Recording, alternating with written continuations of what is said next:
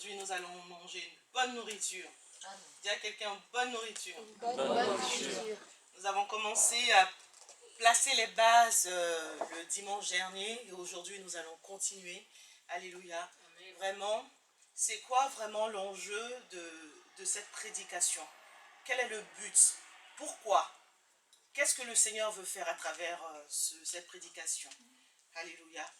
Nous le voyons dans... Alors, nous allons prendre notre Bible, dans le livre de Malachie. Le dimanche dernier, nous avons vu que ce n'est pas une affaire d'argent, mais c'est une question de valeur. Amen. On va parler d'argent, mais tu vas voir, quand tu vas entendre cette prédication, tu ne vas plus voir l'argent de la même manière. Tu vas voir que l'argent, tu n'es pas au service de l'argent, mais l'argent est à ton service. Amen. Alléluia. Est-ce que tu peux dire à quelqu'un, l'argent est à ton service? L'argent a été inventé pour te servir. Alléluia. Alléluia. Malachie chapitre 3 verset 13.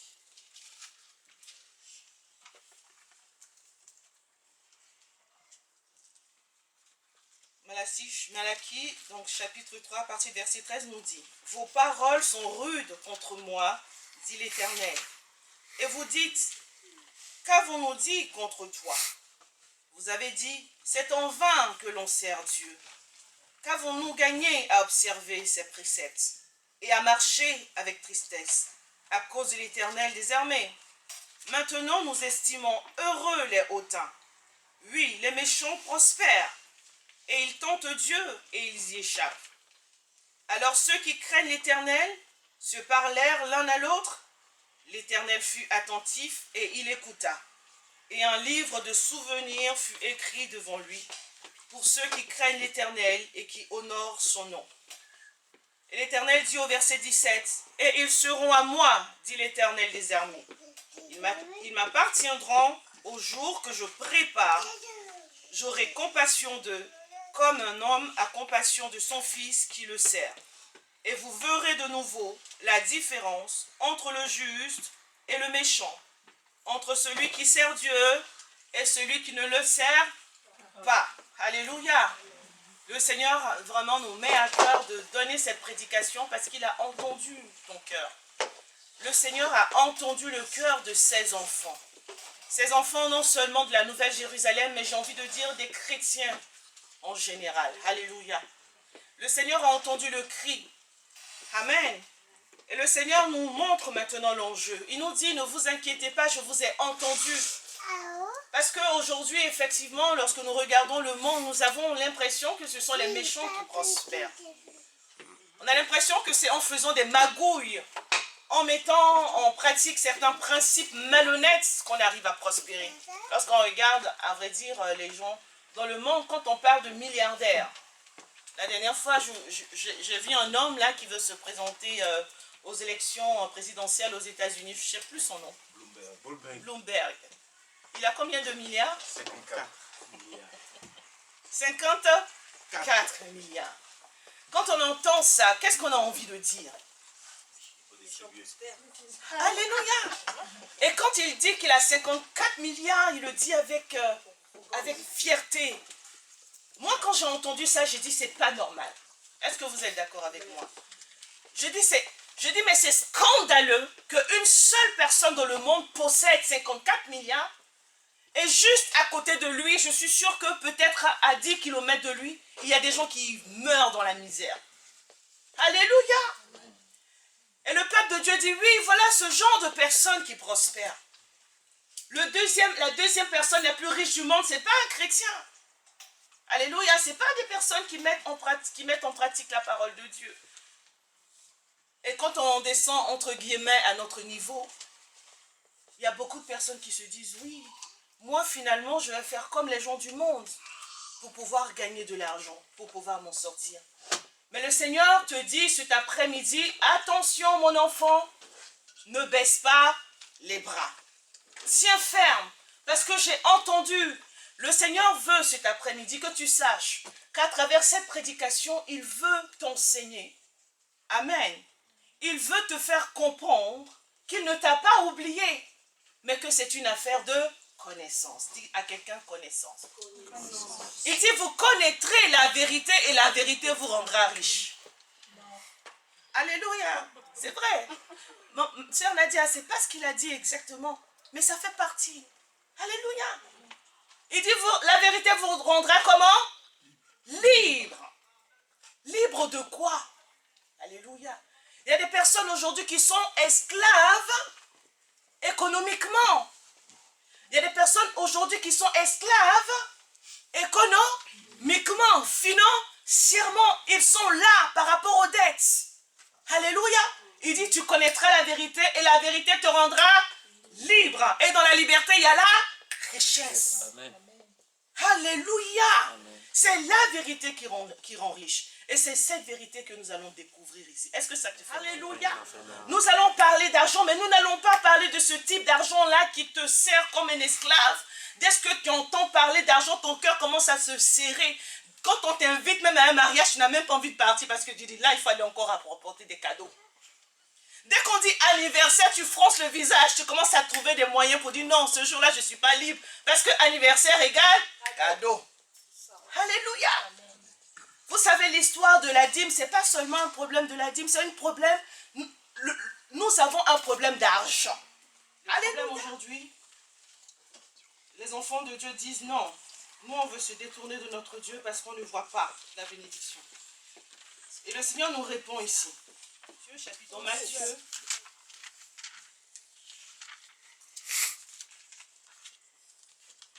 Donc, c'est la continuité de Malachie. Malachie nous dit, ne vous inquiétez pas, car désormais, je ferai la différence entre le juste et le méchant. Je ferai la différence entre celui qui me sert et celui qui ne me sert pas. Frères et sœurs, ce que je suis en train de vous dire est une prophétie. Alléluia. Ce n'est pas un enseignement simple, c'est un enseignement prophétique. Donc, entendez très bien, Dieu dit quoi? Cette parole-là qui est dans le livre de Malachie est une prophétie que Dieu est en train de donner à ses enfants. Il dit désormais, le temps est venu où je marquerai la différence entre celui qui me sert et celui qui ne me sert pas. Parce que c'est le temps où le Seigneur veut démontrer qu'il est le maître des temps, il est le maître des circonstances, que l'or et l'argent lui appartiennent et qu'il est le maître de toutes choses. Alléluia. Dieu veut le démontrer. Et il va le faire à travers toi. Et à travers moi. Alléluia. Il dit, nous sommes le sel de la terre. Nous sommes la lumière du monde. Et le Seigneur va allumer cette lampe-là qui était peut-être éteinte. Alléluia. Et il dit qu'il va le mettre sur le sommet de la montagne. Afin qu'à travers ta vie, on sache qu'il y a un Dieu vivant. Alléluia. Amen. Qu'il y a un Dieu vivant, mais que ce Dieu-là n'est pas le Dieu dont on nous a parlé jusqu'à présent, mais que c'est un Dieu d'amour. Alléluia. Que c'est un Dieu qui se tient derrière sa parole, que ce n'est pas un Dieu qui a abandonné les hommes, mais que c'est un Dieu qui est là et qui est près des préoccupations des êtres humains. Amen. Amen. Alors vraiment, nous allons nous préparer, parce que Dieu veut que nous puissions nous préparer. Et nous allons nous préparer en ayant cette vérité. Donc il dit non, désormais, je ferai la différence entre celui qui me sert et celui qui ne me sert pas. Et dans Matthieu chapitre 6, il continue, il dit, c'est pourquoi je vous dis, c'est pour verset 25, à partir du verset 25. Il dit, c'est pourquoi je vous dis, ne vous inquiétez pas pour votre vie, de ce que vous mangerez, ni pour votre corps de quoi vous serez vêtus. La vie n'est-elle pas plus que la nourriture et le corps plus que le vêtement? Regardez les oiseaux du ciel, ils ne sèment ni ne moissonnent, frère. Ce sont des principes puissants que je suis en train de lire, que le Saint-Esprit va révéler à nos cœurs pendant que je suis en train de lire. Et ils n'amassent rien dans les greniers. Et votre Père céleste les nourrit. Ne valez-vous pas plus qu'eux? Qui de vous, par ses inquiétudes, peut ajouter une coudée à la durée de sa vie? Et pourquoi vous inquiétez-vous au sujet du vêtement? Considérez combien croissent les lits des champs. Ils ne travaillent ni ne filent. Cependant, je vous le dis, Salomon même dans toute sa gloire n'a pas été vêtu comme l'un d'eux. Si Dieu revêt ainsi l'herbe des champs qui existe aujourd'hui et qui demain sera jeté au four, ne vous vêtira-t-il pas plus, à plus forte raison, gens de peu de foi? au verset 31. Ne vous inquiétez donc pas et ne dites pas que mangerons-nous, que boirons-nous, de quoi serons-nous vêtus, car toutes ces choses, ce sont qui? Les païens qui les recherchent. Votre Père Céleste sait que vous en avez besoin. Écoutez le verset 33. Voici maintenant la réponse de Dieu. Voici la connaissance que Dieu veut que nous puissions avoir. Voici le principe que Dieu nous donne afin que nous puissions voir la prospérité. Il nous dit, cherchez premièrement le royaume et la justice de Dieu et toutes ces choses vous seront données par-dessus tout. Alléluia. Frères et sœurs, ce n'est pas une affaire d'argent, mais c'est une affaire de principe. C'est une affaire de valeur. Merci mon fils. Alléluia. C'est une affaire de valeur. Amen. Il dit attention à où vous placez votre valeur. Attention à quoi vous donnez de la valeur. Ne donnez pas de la valeur à ceux dont vous allez manger plus qu'au royaume de Dieu. Donnez d'abord de la valeur au royaume de Dieu et à sa justice. Et ensuite, le reste vous sera donné par-dessus. Alléluia. Le Seigneur a entendu ton cri, mon frère, ma soeur. Le Seigneur a entendu. Et Dieu a pris la décision. Ce n'est pas un homme qui a pris la décision. Dieu a pris la décision de faire de toi un distributeur de bénédiction. Dieu a décidé de faire cela avant même que tu ne sois dans le ventre de ta mère. Alléluia. Dieu veut que nous soyons des distributeurs de bénédiction et nous allons le voir. Amen.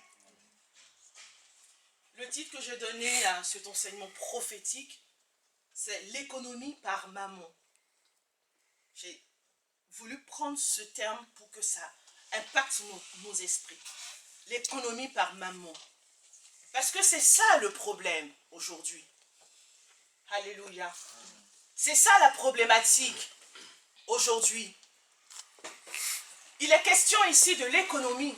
Quand on parle d'argent, on parle de consommation.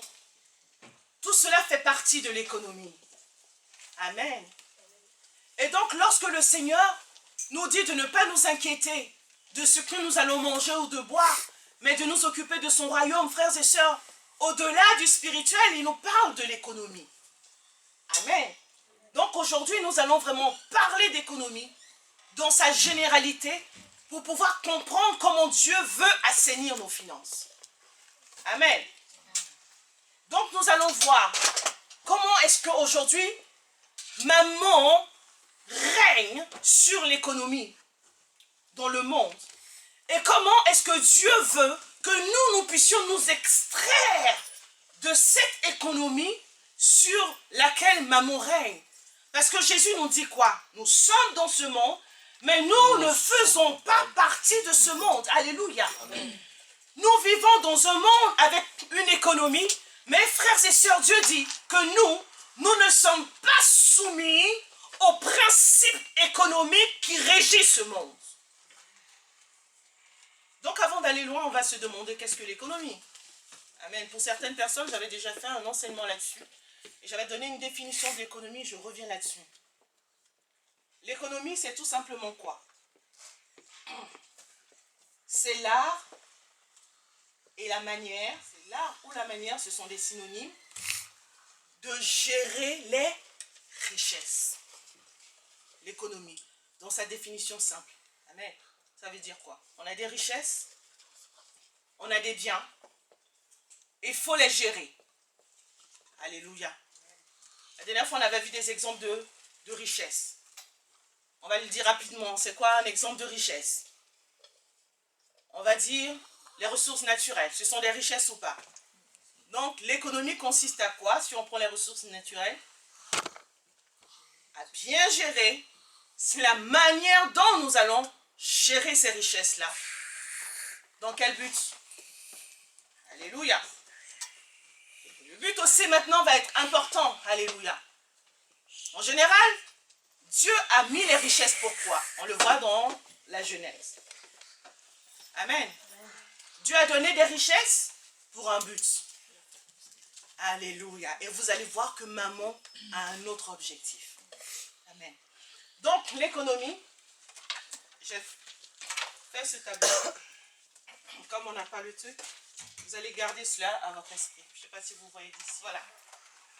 Donc, je dis, qu'est-ce que l'économie? L'économie, donc, c'est l'art ou la manière de gérer les richesses. Donc, la première partie de l'économie, c'est quoi? C'est la production. Amen. La première phase de l'économie, c'est bien, il faut vraiment garder celui-là, frères et sœurs. Vous allez voir que toutes ces étapes-là vont nous aider justement à être prospères. Que lorsque nous ne comprenons pas ces différentes étapes de l'économie, nous n'arrivons pas à les maîtriser, nous gérons mal nos richesses et nous devenons pauvres. Alléluia. Donc la première partie de l'économie, c'est la production. Dans la production, il y a la création et il y a la transformation de quoi? Des richesses. On a dit que l'économie, c'est d'abord la production de richesses. Amen. Donc la richesse, soit je vais la créer, soit je vais la transformer. Amen. Ensuite, ce que j'ai produit, donc soit ce que j'ai créé ou alors ce que j'ai transformé, qu'est-ce que je vais faire? La deuxième partie, c'est la répartition. Amen. Et en général, la répartition se fait où? Sur le marché. Sur le marché. Donc la production, c'est ce qu'en général on appelle le travail. Amen. Donc maintenant, le fruit de ton travail, que ce soit intellectuel, que ce soit manuel, tu vas l'emmener où? Sur le marché afin de faire quoi? D'échanger, partager, de distribuer. Alléluia.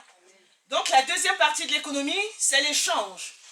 Et vous allez voir comment est-ce que Dieu va agir ou veut agir dans ces différentes étapes pour te rendre prospère. Et vous allez voir aussi comment le diable veut agir également dans ces différentes étapes de l'économie pour te rendre pauvre. Alléluia. Donc la troisième partie, c'est quoi? C'est la consommation. Une fois qu'il y a eu les échanges, on passe à la consommation. Hein? Et si je dis, c'est la maison. Dans la consommation, il y a la satisfaction de ses besoins personnels. Une fois que tu es allé au marché, tu as donné l'argent, hein? Tu as échangé d'abord ton travail contre un salaire, par exemple, ou ce que tu vends et tout ça. Ensuite, tu achètes également à ton tour quelque chose et ensuite, maintenant, tu satisfais. Amen. Et la troisième partie maintenant, ce qu'on appelle l'investissement. Amen. Donc ça, c'est la gestion des superflus. Alléluia. Et on verra petit à petit, pas à pas, vraiment chaque partie. Hein. Donc là, il y a l'épargne, il y a les placements et il y a les dons. Amen. Voilà. Il faut que vous gardiez tout ça à l'esprit. Vu qu'on n'a pas le vidéoprojecteur, c'est bon? Pour chacun de nous, c'est bon ça? Oui. Alléluia. Maintenant, qu'est-ce qu'on va voir? Nous allons voir que, vous avez vu ces différentes parties. L'économie, en réalité, a des bases. Amen. Et nous allons voir que les bases d'un principe économique,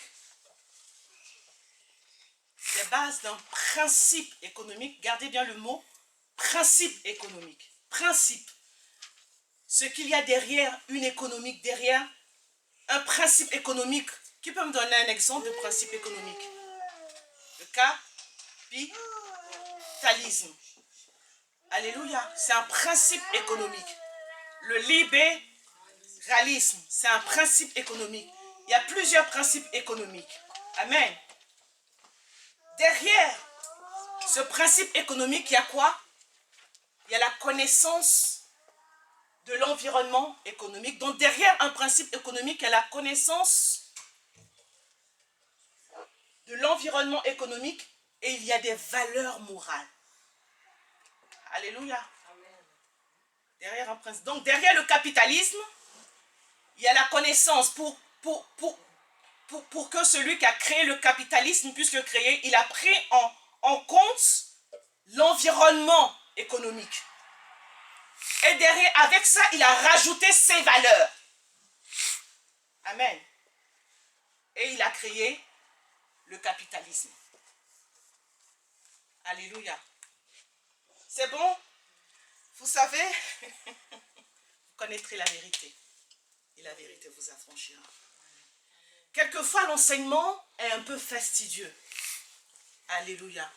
On donne la parole de Dieu, on donne les promesses de Dieu. Mais après, le Seigneur dit, pour que ces promesses, elles puissent voir le jour, pour que tu puisses vivre concrètement ces promesses, il y a des principes à suivre. Alléluia, vous êtes d'accord? Amen. Les promesses de Dieu sont oui et amen. Dieu n'est pas un menteur. Mais seulement nous vivons dans un monde où il y a des obstacles. Amen. Des obstacles à ce que les promesses de Dieu se manifestent dans ta vie. Ces obstacles-là sont en premier lieu le diable. Et le diable a fait quelque chose de terrible dans le jardin d'Éden. Il a mis dans notre esprit des mensonges. Il a mis des forteresses à travers Adam et Ève. Et au jour d'aujourd'hui, nous trimballons ces forteresses. Alléluia. Qui sont des obstacles également à la manifestation des promesses de Dieu dans nos vies. Donc, lorsque nous voulons voir les promesses de Dieu se manifester dans nos vies, nous devons lutter contre ces deux obstacles. Amen. Et pour lutter contre ces deux obstacles, nous avons besoin d'avoir des armes qui sont les principes de Dieu, qui sont des connaissances de Dieu. Le Seigneur va nous dire, écoute, pour pouvoir contrecarrer tel obstacle du diable, voilà ce que tu dois faire. Alléluia. L'esclavage et l'empêcher, alléluia, de bloquer tes bénédictions, voilà ce que tu dois faire. Amen. Et c'est ça l'enseignement aujourd'hui. Donc nous continuons, nous voyons que les bases d'un principe économique sont la connaissance de l'environnement économique et les valeurs morales ou les principes moraux qui sont derrière. Nous allons donc voir les environnements. Que constitue l'environnement? Amen. L'environnement économique sont constitués par les acteurs économiques et les richesses. Alléluia. Sans les acteurs économiques, il n'y a pas d'économie. Sans les richesses, il n'y a pas d'économie. Amen. On a dit que l'économie, c'est la gestion. C'est l'art, c'est la manière dont nous allons gérer les richesses. Donc, pour gérer, il faut des acteurs dans la gestion. Alléluia. Et pour gérer, il faut aussi des richesses. Il faut ce que nous allons gérer. Alléluia. Amen. Acteurs sans richesse, il n'y a pas d'économie. Richesse sans acteurs, il n'y a pas d'économie. Amen. Qu'est-ce que je vais gérer s'il n'y a rien à gérer? Alléluia. Donc, une bonne économie, parce qu'on a dit l'économie, derrière les principes économiques, derrière le capitalisme, il y a la prise en considération des acteurs économiques et des richesses. Alléluia. Il y a une bonne maîtrise, une bonne connaissance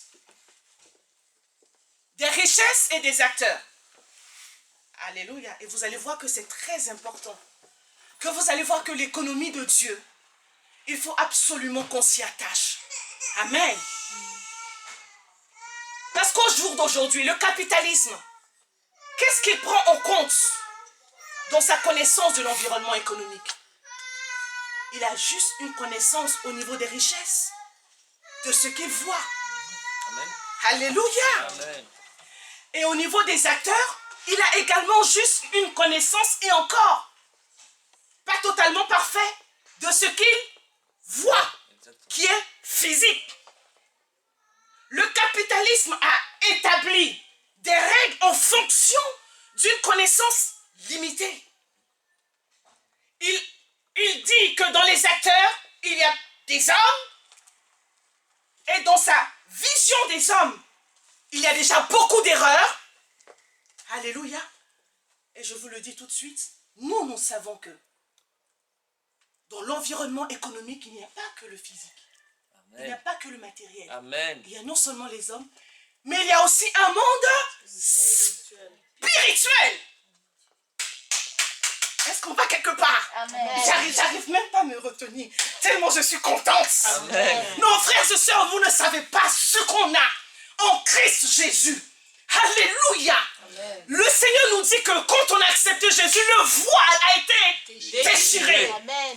Toi et moi, nous voyons des choses que l'homme le plus intelligent du monde, le plus grand économiste du monde, ne peut pas voir. Amen. Alléluia. Et puis toi et moi, Amen. nous disons que nous allons faire confiance au principe de cet homme-là. Toi et moi, nous disons que nous allons faire confiance dans le capitalisme. Alors que toi et moi, nous savons que le capitalisme n'a pas les connaissances complètes pour pouvoir tirer les conclusions justes sur la gestion des richesses.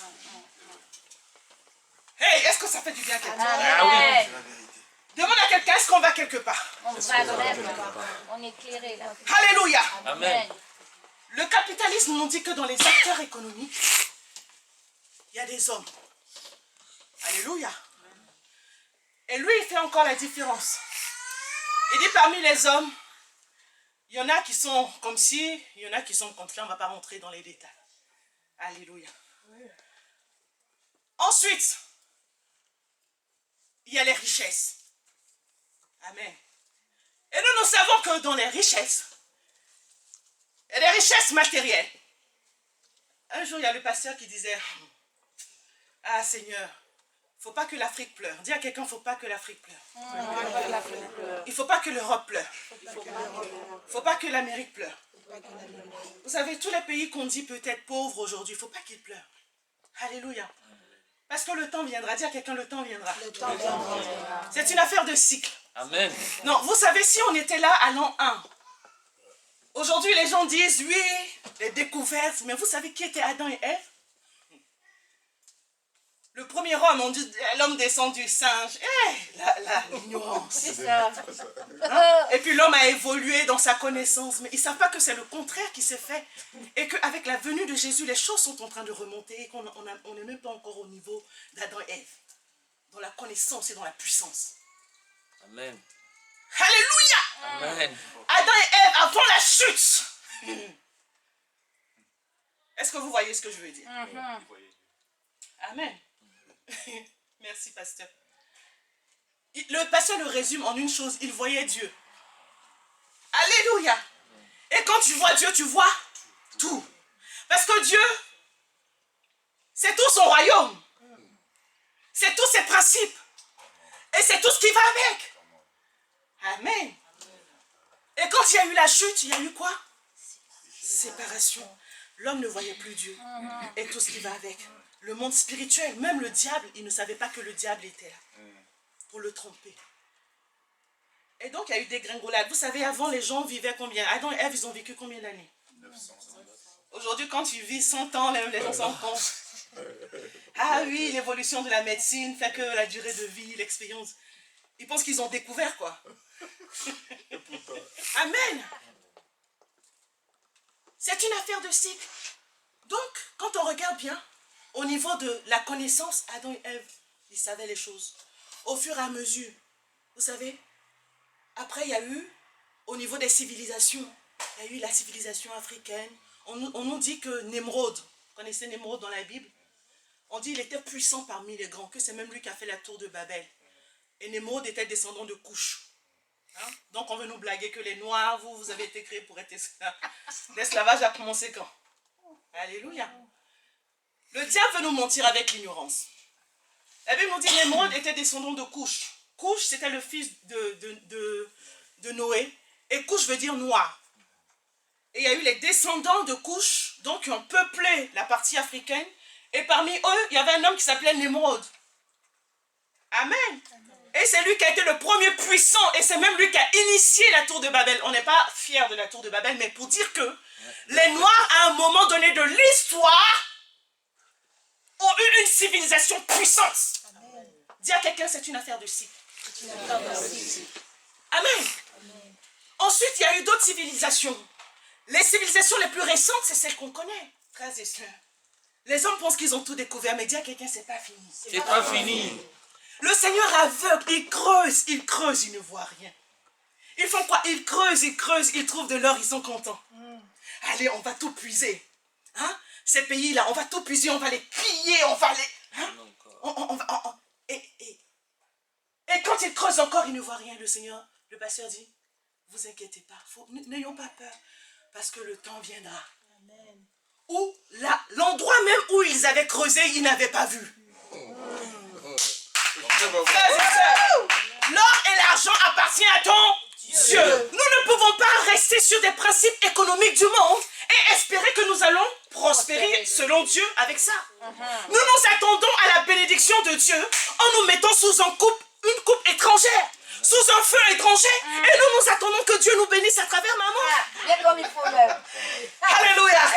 Non, je sens que nous sommes ensemble en esprit. Là. Je sens que même vous avez envie de prêcher avec moi. Amen. Alléluia. C'est la vérité. La vérité. Non, parce que le Saint-Esprit atteste à ton esprit. Le Saint-Esprit est en train de faire tomber les écailles. Alléluia. C'est une affaire de temps. Amen. Une affaire de révélation. Alléluia. Une affaire de connaissance. Frères et sœurs, tu crois que Dieu est en train de courir après tes euros? Amen. Non, c'est la vérité. On va se dire, là, vous voulez qu'on se dise la vérité? Dis.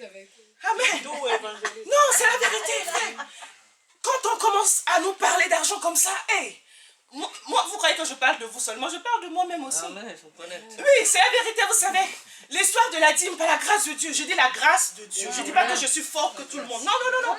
Par la grâce de Dieu, je n'ai pas eu de problème. Parce que si je vous raconte mon histoire, vous comprendrez pourquoi la dîme, je n'ai pas eu de problème. Ce qui appartient à Dieu, moi là, je ne joue pas avec. Amen. Alléluia. Mais le Seigneur a dit, tu aimeras. Ça fait partie du principe. Je suis en train de donner un peu en vrac, mais on reviendra. J'en profite pour dire, vous savez, le principe de maman, économique de maman, est basé, comme on dit, sur la connaissance des acteurs, sur la connaissance de l'environnement, des richesses. Alléluia. Mais c'est aussi basé sur des valeurs. Amen. C'est aussi basé sur les valeurs. Or, quelles sont les valeurs du diable? Merci. Exactement. Continuons, disons. L'égoïsme. L'ego. Il y a des mots là que j'aime bien, que je suis en train d'entendre. Lorsque nous prenons Jean, chapitre 10. Amen. Jean, chapitre 10. Je ne sais pas si quelqu'un peut nous le lire, s'il le sait. Volet. Si quelqu'un l'a trouvé, si une personne l'a trouvé, est-ce qu'elle peut nous le lire? Jean 10, Jean la 10. parole de Dieu dit, le voleur ne vient que pour dérober, égorger et détruire. Moi, je suis venu afin que les brebis aient la vie et qu'elles soient dans l'abondance. Amen. Est-ce qu'on peut acclamer la Alléluia. Donc, on revient à l'enseignement. Gardez bien l'esprit. Un principe économique est basé sur la connaissance de l'environnement et sur les valeurs. Nous avons vu donc que la connaissance de l'environnement par le diable, par maman, alléluia, est limitée. Amen. Et ensuite de cela, se rajoutent des valeurs qui sont uniques. Donc, le but principal du capitalisme, et nous le voyons, c'est la destruction. Parce que le voleur ne vient que pour... Parce que derrière le capitalisme, il n'y a qui? Il y a maman. Et derrière maman, il y a Satan.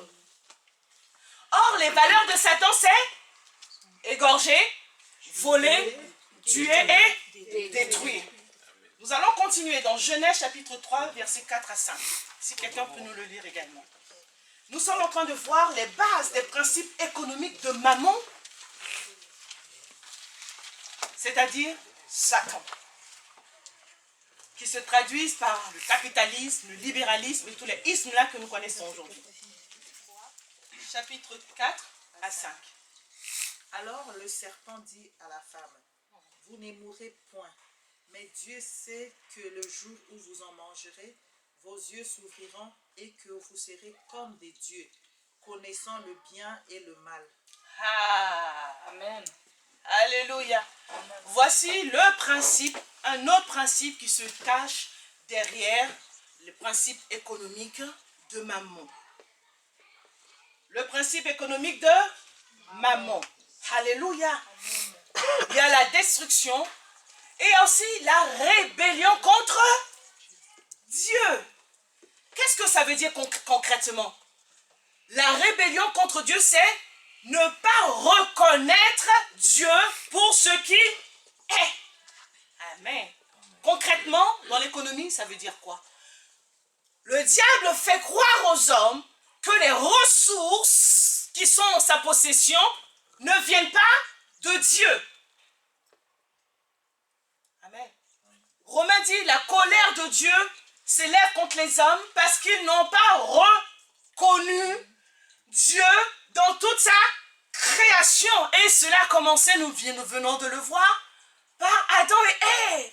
Le diable savait que lorsqu'il allait pousser Adam et Ève à rejeter Dieu de sa création et à se mettre lui-même, il a dit, vous deviendrez comme des dieux. Hein? Donc, il y a quelqu'un qui a dit tout à l'heure que l'un des principes économiques du diable, c'est l'égocentrisme, l'autocentrisme. Moi et moi, pas Dieu. C'est ça, me, myself, and I. Je, moi et moi-même. Alléluia. Voici l'un des principes économiques. Et quand on voit le capitalisme, on nous dit que ce qui fait en sorte que le capitalisme marche, c'est la loi du plus fort. Alléluia. C'est-à-dire que toi, tu te bats pour toi, d'abord, avant de voir les autres. Amen. Donc, rejeter Dieu, ça c'est l'un des principes, c'est le tout premier principe. Animé par quoi? Animé par la destruction. Détruire quoi? Le diable veut détruire quoi? Tout ce que Dieu a créé. Le diable veut faire quoi? Il veut freiner tous les plans de Dieu. Donc il passe par l'économie. Amen. Amen. Pour pouvoir détruire, pour pouvoir freiner ce que Dieu, le plan de paix, le projet de bonheur que Dieu avait pour les gens, le diable vient avec ses principes pour bloquer. Dit au nom de Jésus sans effet sur ma vie. Au Nom de Jésus sans effet sur ma vie. Parce que je connais la vérité. Et la vérité m'a franchi. Nous sommes en train de briser les chaînes. La Bible nous dit que le Seigneur est venu et il a pris la Bible. Oui, c'était le rouleau, mais moi je dis la Bible. Alléluia. Il dit l'Esprit du Seigneur est sur moi. Il m'a oué afin d'annoncer une bonne nouvelle. Afin d'annoncer une bonne nouvelle à qui? Aux pauvres. Afin de donner la vue à qui? Aux aveugles. Afin de renvoyer équilibre les opprimés. Je suis venu briser les chaînes. Alléluia. Jésus est venu briser les chaînes du mensonge, les chaînes de la pauvreté. Alléluia. Alléluia. Frères et sœurs, nous connaîtrons la vérité. Nous ne devons pas rejeter. Voilà pourquoi le diable, dès qu'on commence à parler d'argent, dit s'ils commencent à ouvrir leur cœur, je suis sûr. S'ils commencent à ouvrir leur cœur, je suis foutu. Alléluia. Donc il va passer par des moyens. Il va faire en sorte que les factures il va commencer à mettre sa main ici. Il va commencer à mettre sa main là pour pouvoir te mettre dans la confusion. Et dès que tu entends parler d'argent, tu fermes ton cœur et dis yes. La porte est fermée, rien ne sort, mais rien ne rentre non plus. Amen. Dis au nom de Jésus, j'ouvre mon cœur. Hey, j'ouvre mon cœur. Hey, Jéricho va tomber. Amen. Alléluia. Oh, les murailles de Jéricho sont en train de trembler. Les murailles de Jéricho sont en train de trembler. Parce que nous sommes en train de célébrer notre Dieu. Parce que nous sommes en train de positionner notre Dieu. Parce que nous sommes en train de donner à notre Dieu sa véritable place. Nous sommes en train de reconnaître notre Dieu. C'est l'Éternel qui est Dieu. C'est l'Éternel qui est Dieu. Et nous le reconnaissons dans toute notre vie. Amen.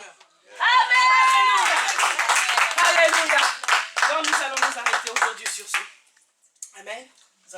continuer le dimanche prochain.